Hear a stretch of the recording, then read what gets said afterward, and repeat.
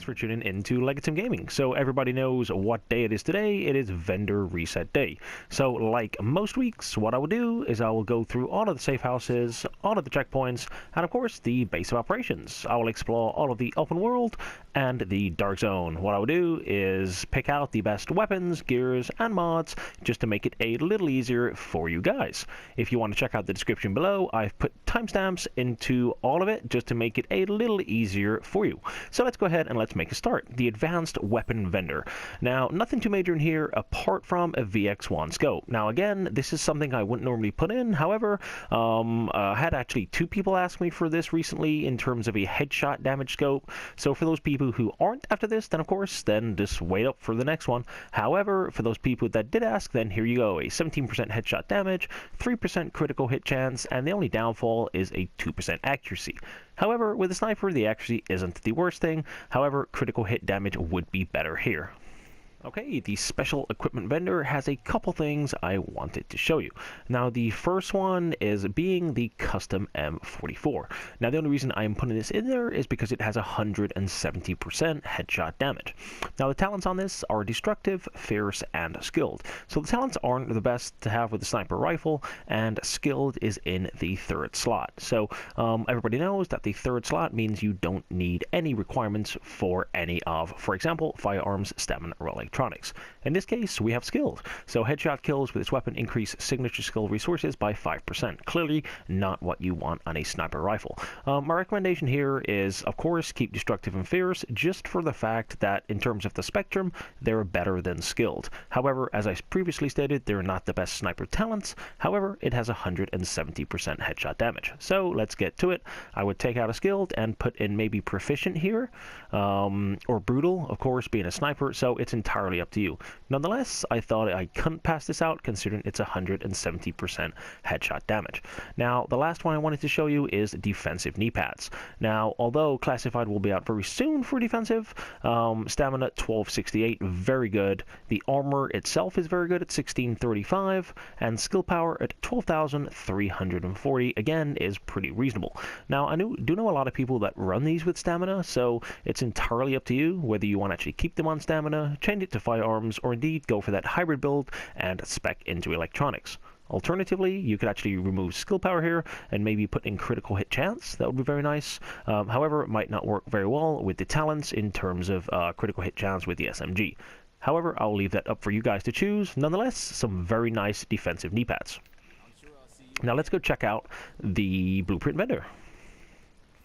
So this week we have the Super 90 blueprint, the holster blueprint, and the electronic gloves blueprint.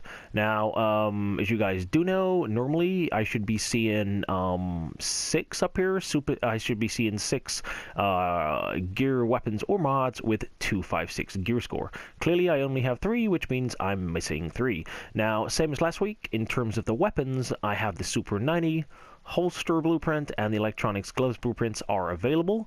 I'm guessing I'm missing some sort of stamina gloves or stamina backpack, some sort of maybe knee pads, and then in terms of the weapon, same as last week, if I give you guys a little bit of spectrum to choose from, it would be something along the lines of the MG5, M870, MP7, AK-47, M4, SVD, AUG, or the Vector. So I only really collect the really good blueprints. So as you guys can see, if I can't see it on there, and as I have stated, I am missing a weapon. So to give you guys a little guidance around what that weapon might be, the chances are it would probably be one of these. So it's got to be a good weapon. Again, for those people that don't have it and do have it available in the blueprints vendor, if you guys can drop a comment below, just so everybody in the video, everybody that watches the video can actually have a little guidance in terms of what it is, that would be greatly appreciated.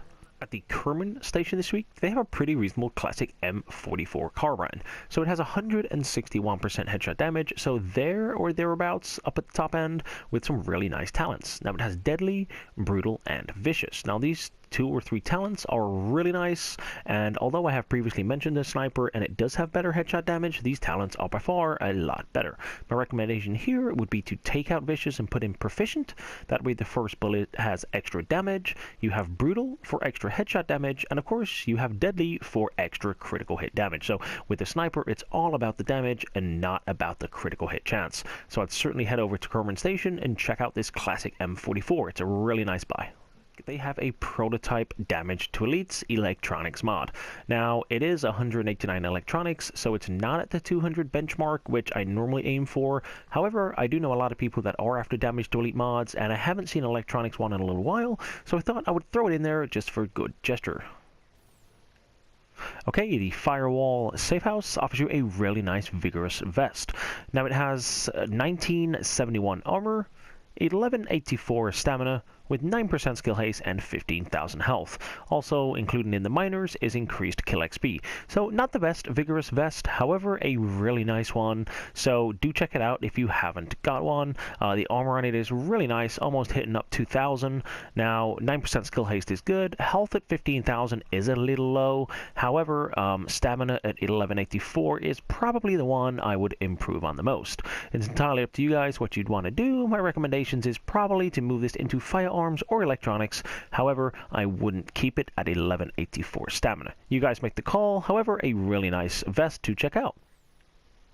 Okay, West 31 offers you a really nice specialized backpack. Now, of course, these aren't used as much anymore, considering the Ninja backpack has come in. However, it has a really nice firearm spec. So 1271 in firearms, 15.5% stability, and 47% ammo capacity. Now, naturally, I wouldn't normally put this in there because the nature of the armor is a little low at 1192. However, it's not the worst, and it's not the best. So for those people who don't use Ninja Backpack and haven't got a specialized backpack, I would recommend heading over to West 31. This is pretty reasonable. My recommendations here is to swap out stability, and of course, put in whatever you want. I'll leave that one for you guys. West 42nd, they have a really nice military M870 shotgun. So the 3 talents on it are Adept, Brutal, and Deadly. So 3 really nice talents. My recommendation here is to take out Adept. It's not really worthwhile having it on a shotgun, and put it in Competent for the extra damage closer up. That way you have damage coming from Competent, damage coming from Brutal in relation to headshots, and of course critical hit damage coming from Deadly. So certainly check out this military M870. It's a really nice weapon. West 46th offers you a really nice prototype stamina mod. So 261 stamina with 3% skill haste. Do check this out. At Park Avenue checkpoint, which is the most southern checkpoint in DZ8, they have a really nice lightweight M4 aimed at PvE. So let me go through the talents with you. It has Destructive, Vicious, and Ferocious. Now, Ferocious being in the 3rd slot is really nice, so damage against elite and named enemies is increased by 10%.